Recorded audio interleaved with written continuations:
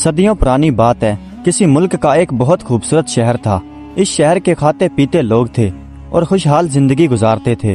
اس شہر میں ایک امیر آدمی رہتا تھا، ہر کوئی اس کی عزت کرتا اور وہ بھی ہر کسی کے ساتھ محبت سے پیش آتا تھا اور میٹھی زبان میں بات چیت کرتا۔ اس کی طرح اس کی بیوی بھی ایک نیک خاتون تھی۔ امیر آدمی کے ہاں اکثر مہمان آیا کرتے تھے، عزیز رشتہ دار، جان پہچان والے یا کوئی مسافر جو امیر آدمی کے بارے میں سن کر اور اس کی خوش اخلاقی سے متاثر ہو کر اس کے مہمان خانے میں ٹھہر جاتے تھے، اور وہ ان کی خوب خاطر مدارت کرتا تھا اور انہیں پھر کبھی آنے کی دعوت بھی دیتا تھا۔ اور ظاہر ہے کہ ایسے آدمی کو کون پسند نہیں کرتا، مگر کہتے ہیں نا کہ لالچ بری بلا ہے، اور اگر نیت میں کھوٹ آ جائے تو آدمی کہیں کا نہیں رہتا۔ ایک بار کیا ہوا کہ کوئی بڑا آدمی کسی کاروبار کے سلسلے میں اس شہر آیا۔ اس کا ارادہ تھا کہ اس بڑے سارے شہر میں کوئی کاروبار کی دکان کھولے۔ اس نے کئی قصبوں اور کئی شہروں میں الگ الگ کاروبار کے لیے دکانیں کھول رکھی تھی، اور وہ سب کی سب اچھی کامیابی کے ساتھ چل رہی تھی، اور وہ ہر مہینے ہر شہر میں چکر لگاتا تھا اور اپنا حساب کتاب دیکھتا تھا۔ ایک بار وہ سیدھا اس امیر آدمی کے پاس آیا، سلام دعا کے بعد بولا، حضور میں آپ کے بارے میں سن کر آیا ہوں، میں اس شہر میں نیا ہوں اور کاروبار کرنا چاہتا ہوں، اور مجھے اس کے لیے کسی نیک آدمی کی ضرورت ہے۔ مجھے لوگوں نے آپ کے بارے میں بتایا تو میں آپ کے سامنے حاضر ہو گیا۔ وہ امیر آدمی جسے لوگ شیخ صاحب کے نام سے جانتے تھے، وہ بڑی خوش مزاجی کے ساتھ بولا، بہت اچھا کیا آپ نے، اس گھر کو اپنا ہی گھر سمجھیں اور آرام سکون سے اپنے کاروبار کے بارے میں سوچیں، اور مجھ سے جو کچھ بھی ہو سکا میں آپ کی خدمت کروں گا، اور ویسے بھی مہمان تو اللہ کی رحمت ہوتا ہے۔ وہ آدمی بڑا خوش ہوا اور اسے اطمینان ہوا کہ وہ ایک اچھے اور نیک آدمی کے پاس پہنچ گیا ہے۔ مہمان خانے میں اسے ایک کمرہ دے دیا گیا کیونکہ اس کے پاس بہت سارا سامان تھا۔ اس سامان میں ایک بہت خوبصورت صندوق تھا جسے شیخ صاحب نے بڑی دلچسپی کے ساتھ دیکھا۔ وہ آدمی شیخ صاحب سے بولا، ارے بھائی، اب آپ سے کیا پردہ، یہ صندوق میرے لیے بہت خاص ہے۔ اس صندوق میں کچھ پیش قیمتی ہیرے ہیں، اور یہ ہیرے مجھے ایک آدمی سے ملے ہیں، اس کے ذمہ میرا کچھ حساب تھا۔ وہ آدمی مجھے حساب نہیں دے سکا کیونکہ اچھی خاصی رقم تھی، حالانکہ وہ آدمی ہے رئیس، مگر ہیں لٹے ہوئے رئیس، جیسے ہمارے ہاں لوگ ہوتے ہیں، عیش و آرام میں بڑی بڑی جائیدادیں لٹا دیتے ہیں۔ ان صاحب نے بھی یہی کیا۔ کل وہ ہاتھیوں کے مالک تھے اور آج وہ مرغیوں کے بھی مالک نہیں رہے۔ انہوں نے اپنے سارے خاندانی زیورات ان لوگوں کو بانٹ دیے جن کا انہوں نے قرضہ دینا تھا، اور اس نے ان زیورات کو یوں بانٹ دیا جیسے چنے بانٹے جاتے ہیں۔ میں بھی وہیں پر پہنچ گیا جب وہ اپنے دادا پردادا کی دولت کو لٹا رہا تھا، اور لوگ بھی وہ سب کچھ لوٹ کر بہت خوش ہو رہے تھے۔ جب میں نے بھی اپنی رقم مانگی تو اس نے اپنے کانپتے ہاتھوں کے ساتھ مجھے یہ ہیرے دے دیے، اور ساتھ ہی بولا، بس یہ آخری ذریعہ تھا میرے پاس اپنی عزت بچانے کا، اور کچھ بھی نہیں۔ حویلی بھی بک چکی ہے، باغات بھی بک چکے ہیں، اور ان ہیرے جواہرات کی قیمت آپ کی رقم سے کہیں زیادہ ہے، اور آپ نے دوسرے لوگوں کی طرح مجھے ذلیل نہیں کیا، میرا مذاق نہیں اڑایا، اس لیے یہ دولت میں آپ کو دیتا ہوں۔ آپ کو یقین نہیں ہوگا شیخ صاحب کہ مجھے کس قدر رنج ہوا، اور میں نے اس سے کہا کہ میں اپنا قرضہ معاف کرتا ہوں، آپ اپنا صندوق رکھ لیجئے، خدا آپ کی عزت کو برقرار رکھے۔ لیکن انہوں نے نہیں مانا، اور پتہ ہے شیخ صاحب، اسی رات اس نے خودکشی کر لی۔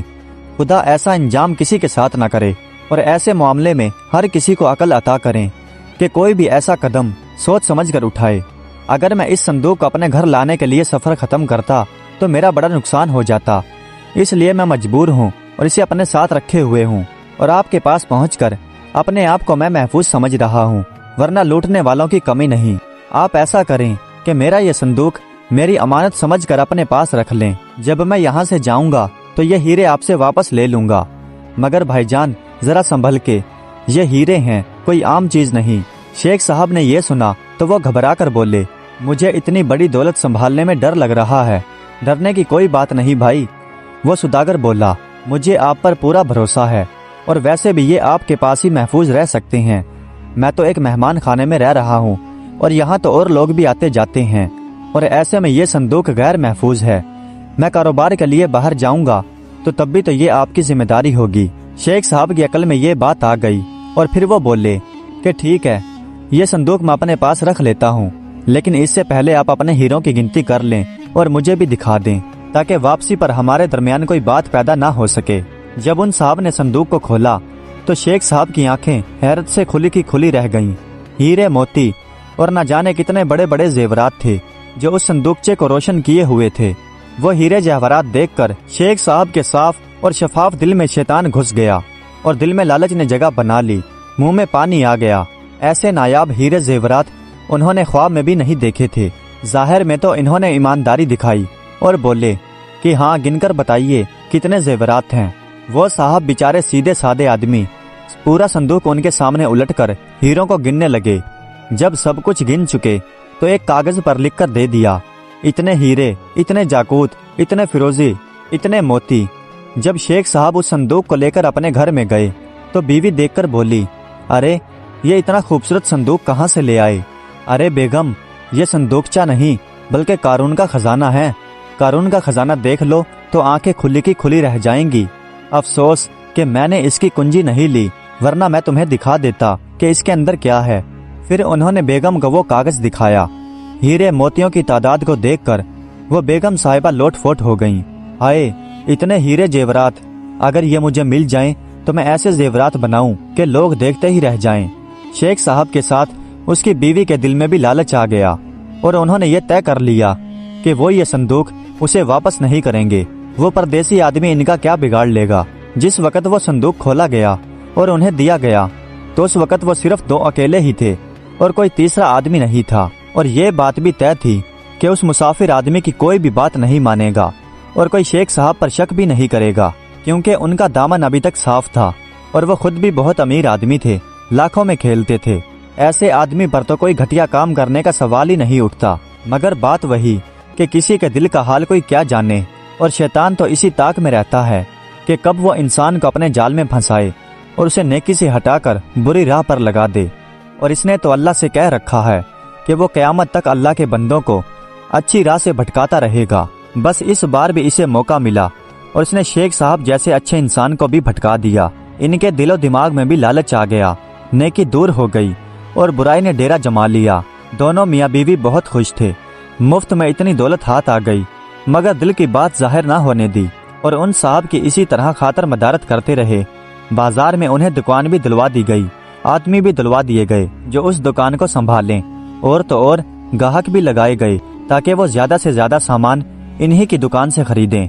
वो साहब बहुत खुश थे और शेख साहब का शुक्रिया अदा करते करते थकते नहीं थे। फिर कुछ दिनों बाद उन्होंने वापस घर जाने की ठानी।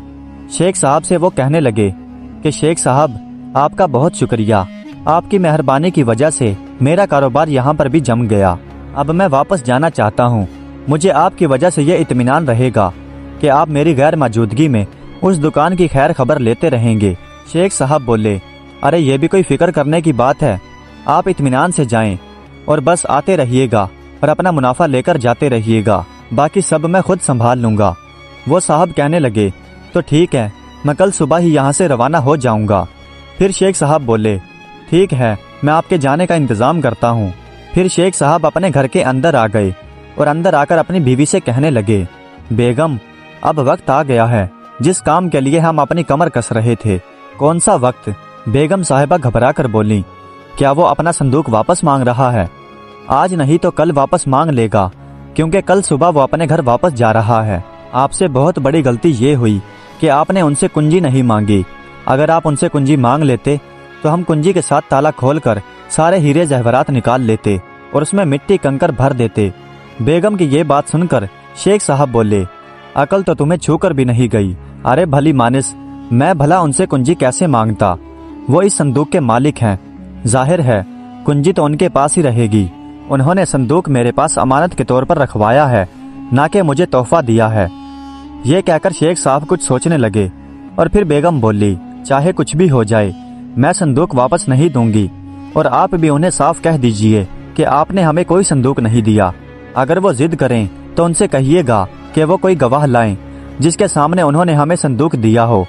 वो हमारा क्या कर लेगा और कहाँ से लाएगा गवाह, और कौन उसकी गवाही देगा? आप बस अपना इरादा मजबूत रखिए, मैं भी आपके साथ रहूंगी। मजाल है कि वो आपका कुछ बिगाड़ सकें। जब वो आदमी अपने सफर के लिए चलने लगा तो शेख साहब से बोला, शेख साहब, अब मेरा संदूक लाइए ताकि मैं सफर के लिए जा सकूं। संदूकचा? कौन सा संदूकचा? शेख साहब हैरान होकर बोले। फिर वो आदमी मुस्कुरा कर बोला, अरे शेख साहब, भूल गए, वही हीरे जवाहरात वाला संदूकचा جو میں نے آپ کے پاس امانت کے طور پر رکھوایا تھا، اور یہ بھی کہا تھا کہ جب میں یہاں سے جاؤں گا تو آپ سے وہ صندوق واپس لے لوں گا۔ شیخ صاحب کی حیرت بس دیکھنے والی تھی، اور پھر شیخ صاحب کھڑے ہو کر غصے میں کہنے لگے، آپ کا دماغ تو صحیح ہے جناب، کون سا صندوق آپ نے مجھے دیا تھا؟ یہ بات سن کر وہ صاحب اور بھی زیادہ بکلا گئے اور ہکلا کر بولنے لگے، شیخ صاحب یہ آپ کیا بول رہے ہیں؟ میں نے آپ کو ہیرے زیورات سے بھرا ہوا صندوقچہ دیا تھا کہ اسے اپنے پاس رکھ لیں اور میں واپسی پر آپ سے لے لوں گا، اور آپ اسے اٹھا کر اپنے گھر لے گئے تھے۔ آپ اپنی بیگم سے بھی پوچھ لیجئے، خبردار اگر میری بیگم کا نام بھی لیا تو۔ شیخ صاحب نے غصے میں بولا۔ شیخ صاحب نے اس قدر غصے میں کہا کہ ان کے سب نوکر چاکر بھی وہاں پر آ گئے، اور پلان کے مطابق شیخ صاحب کی بیوی بھی دروازے تک آ گئی اور غصے میں بولی کہ یہ کیا ہنگامہ ہے، اور یہ کیا ہو رہا ہے ہمارے گھر میں، اور یہ کیا منڈی جیسا ماحول بنا ہے؟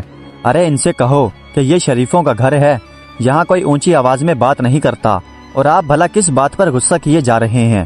ذرا دیکھو تو صحیح، یہ میرے اوپر بھی الزام لگا رہا ہے۔ شیخ صاحب شیر کی طرح دہاڑ کر بولے، یہ کہہ رہا ہے کہ اس نے مجھے ایک صندوق دیا ہے جو ہیرے جواہرات سے بھرا ہوا تھا۔ یہ بات سن کر سب لوگ چکرا کر رہ گئے، بھلا کون عقل کا مارا آدمی ہیرے جواہرات سے بھرا ہوا صندوق یوں لے کر پھرے گا؟ اور سب لوگ اسی صاحب کو برا بھلا کہنے لگے۔ اب نوکر چاکروں کے علاوہ دوسرے محلے والے لوگ بھی جمع ہو گئے۔ اب کسی کو بھی اس کی بات کا یقین نہ رہا کہ اس نے ہیرے جواہرات سے بھرا ہوا صندوق شیخ صاحب کو دیا ہے، اور بیگم الگ شیرنی کی طرح دہاڑ رہی تھی، وہ دیکھو نیکی الگ گناہ لازم، اتنے دن ہمارے گھر میں مہمان بن کر رہا، کھایا پیا آرام کیا، ہم نے مہمان سمجھ کر اسے سر آنکھوں پر رکھا، اس کے کاروبار میں ہاتھ بٹایا، اور اب چلا ہم پر الزام لگانے۔ ہر کوئی انہی صاحب پر تھو کر رہا تھا، اور ان کی بات کوئی بھی نہیں سن رہا تھا۔ آخر ہوا یہ کہ شیخ صاحب کے نوکروں اور محلے داروں نے اس آدمی کو دھکے مار کر گھر سے باہر نکال دیا۔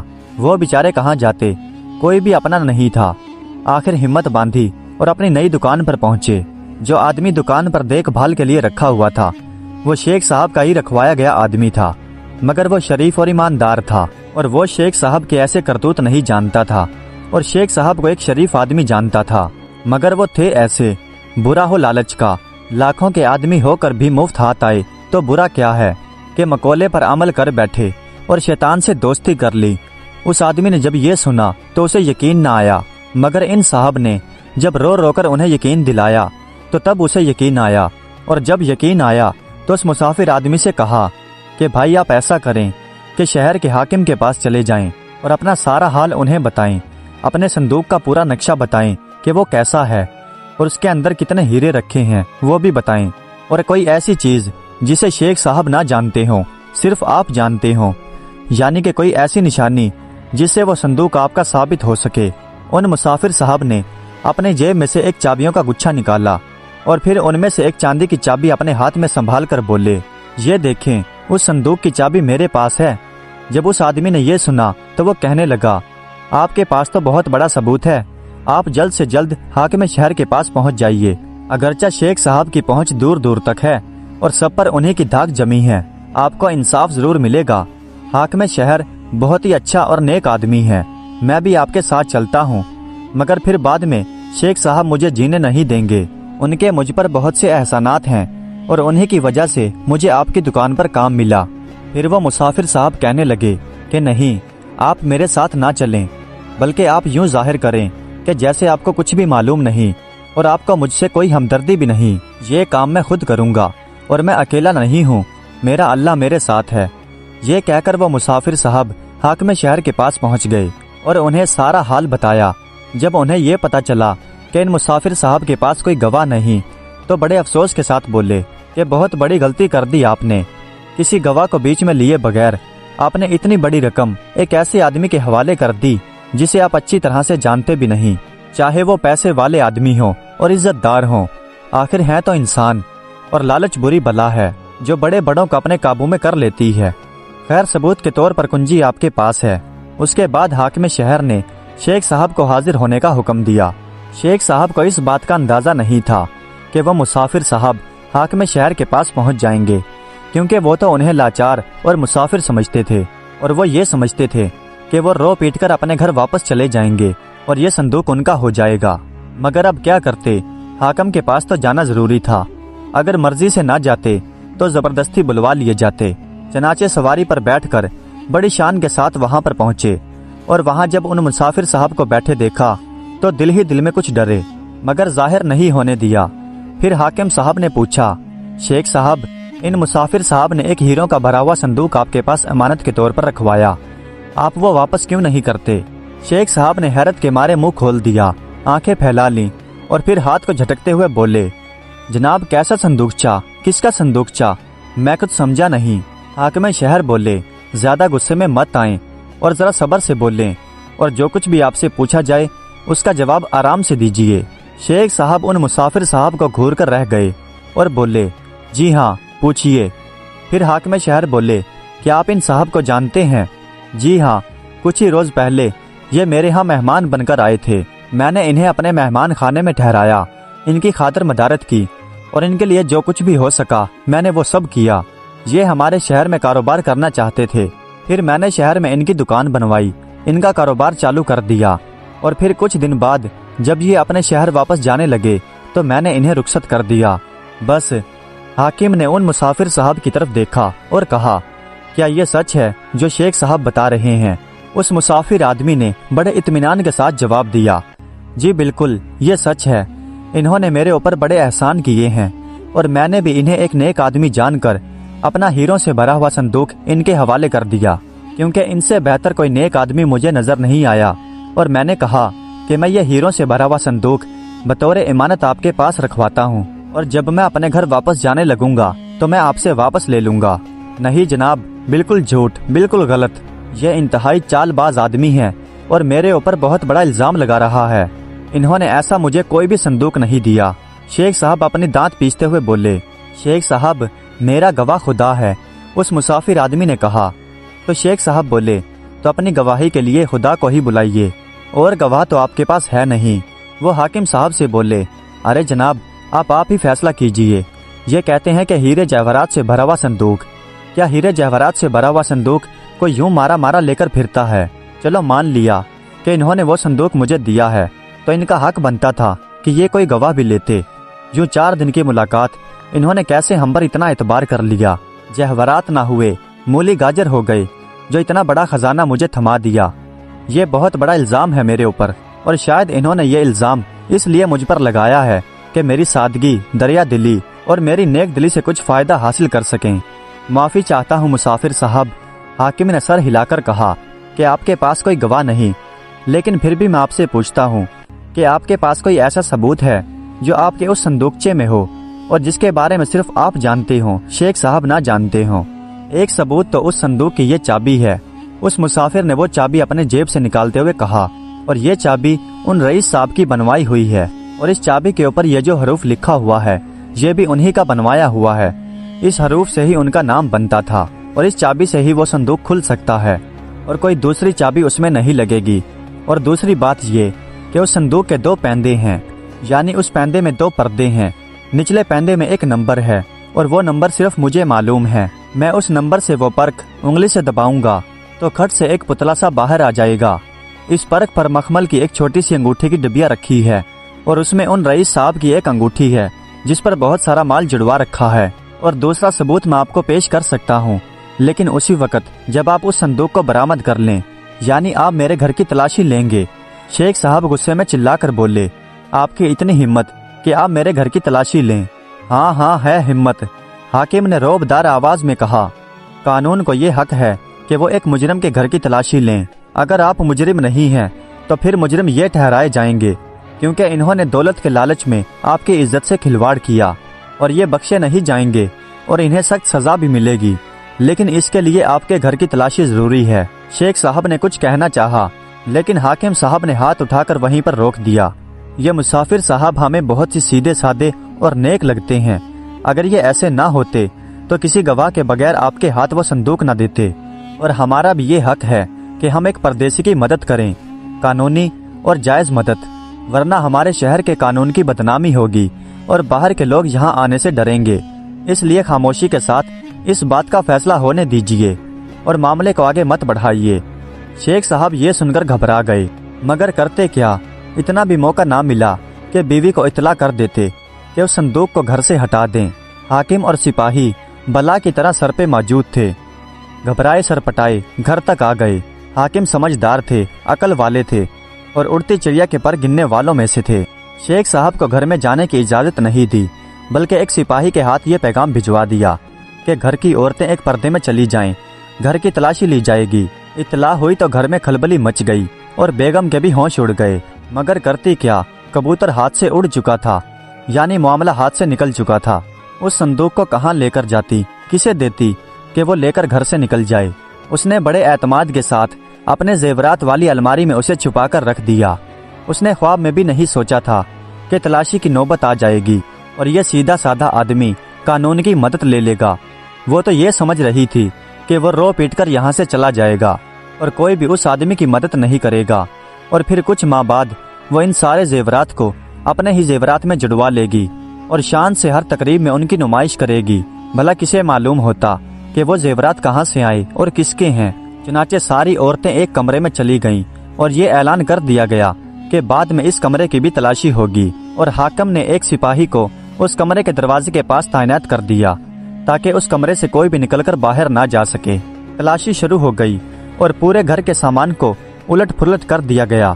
اب حاکم صاحب کو بھی شک ہو گیا کہ شاید ان مسافر صاحب کا الزام غلط ہے، لیکن مظلوموں کے ساتھ اللہ کی مدد ہوتی ہے۔ ان مسافر صاحب نے اللہ کو اپنا گواہ بنایا تھا، غیب سے مدد ہوئی۔ ایک سپاہی نے دیوار پر لگی سیف پر بس یوں ہی اپنا رومال مارا، رومال لوہے کی سیف پر پڑا تو اچانک ٹھن کی آواز آئی، کیونکہ اگر لکڑی ہوتی تو آواز اور طرح کی ہوتی۔ اس نے پھر رومال مارا تو آواز اور زور کی آئی۔ اس نے کہا، جناب یہاں کوئی دیوار نہیں، مجھے تو یہاں کوئی الماری معلوم ہوتی ہے۔ حاکم نے جب خود غور سے دیکھا تو وہاں پر ایک الماری تھی جس میں ایک بڑا سا تالا لگا ہوا تھا۔ حاکم نے شیخ صاحب سے کہا کہ شیخ صاحب اسے کھولیے۔ شیخ صاحب کو ابھی بھی اطمینان تھا کہ یہ لوگ اس الماری کو دروازہ سمجھ کر چھوڑ دیں گے، مگر برا ہو اس سپاہی کا، اس نے سارا بھانڈا ہی پھوڑ دیا۔ شیخ صاحب گھبرا کر بولے کہ اس کی کنجی میری بیگم کے پاس ہے اور وہ اپنے مائکے گئی ہے۔ ٹھیک ہے، یہ تالا ہم آپ کے سامنے ہی تڑوا دیتے ہیں، گھر کی مالکن نہ سہی تو گھر کے مالک تو موجود ہیں، لو بھائی اس تالے کو توڑا جائے۔ حاکم صاحب نے حکم دیا۔ ہتھوڑے کی ہر ضرب الماری کے اس تالے کی بجائے جیسے شیخ صاحب کے سینے پر لگ رہی تھی، ادھر آخری ضرب لگی اور تالا ٹوٹ کر زمین پر گرا، اور ادھر شیخ صاحب بھی زمین پر بیٹھ گئے۔ ذرا سنبھلیے شیخ صاحب، حاکم نے مسکرا کر کہا، شاید ہتھوڑے کی ضربیں آپ برداشت نہیں کر سکیں۔ پھر انہوں نے سنجیدہ ہو کر کہا کہ یہ ہتھوڑے کی ضربیں نہیں بلکہ آپ کے ضمیر کی ضربیں ہیں۔ افسوس کہ لالچ نے آپ کو کہیں کا نہیں چھوڑا۔ الماری کا جیسے ہی دروازہ کھلا تو وہ مسافر صاحب خوشی سے چینک اٹھے۔ وہ جناب وہی صندوق میرا ہے، آپ یہ چابی لگا کر دیکھ لیں۔ صندوق کو باہر نکالا گیا۔ حاکم نے اپنے ہاتھ سے وہ چاندی کی چابی لگائی تو پھٹ سے ڈھکن کھل گیا۔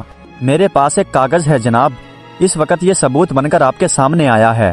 شمار کر لیں کہ کتنے ہیرے، کتنے موتی، کتنے زاکوت اور کتنے فیروزے ہیں۔